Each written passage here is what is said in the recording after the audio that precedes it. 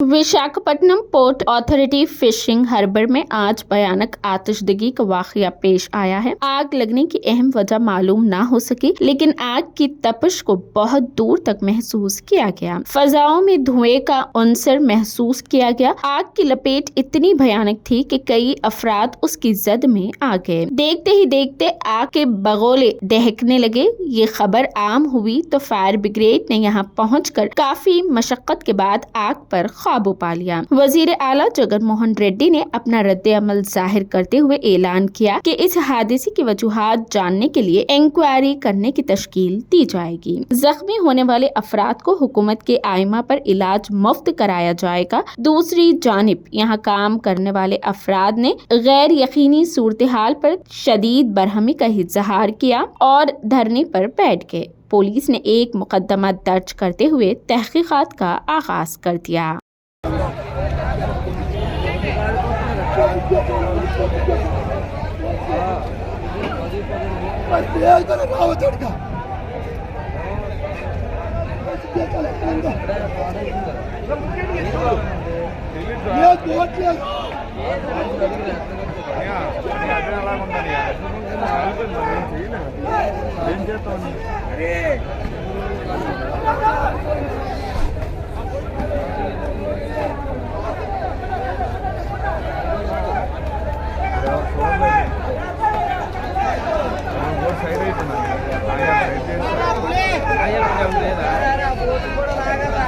Boat ఇంకా కొత్త కనీసం నీళ్ళు కొట్టే అవకాశం ఉంటుంది అన్న.